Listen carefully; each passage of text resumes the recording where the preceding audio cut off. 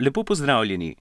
Pozdravljeni v novi oddaji Zabavno učenje kreten, kjer vam bova s Špelo predstavili različne kretnje, da se boste lahko tudi vi z nami naučili nekaj zanimivih kreten.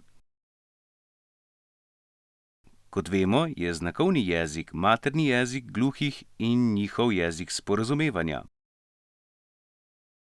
Špela, mogoče veš, da so znakovni jezik prvič uporabljali v 18. stoletju, takrat, ko se je ustanovila prva šola za gluhe v Parizu?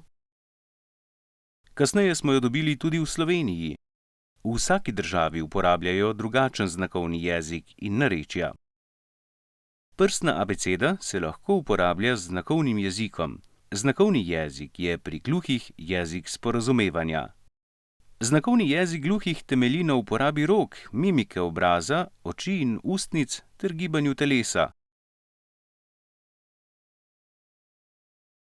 Danes v spletnem slovarju slovenskega znakovnega jezika obstaja že več kot 5000 kreten.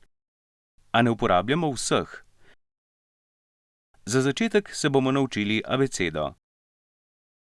Jaz vam bom pokazala dvoročno abecedo. Jaz pa vam bom pokazala enoročno abecedo. Bova začeli? Pa dajva. A, B, C, Č, D, E, F, G,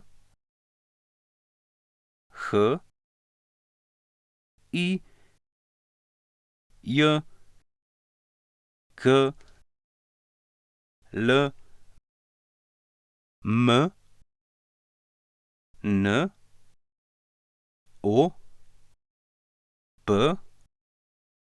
R, S, Š, T, U, V, Z, Ž.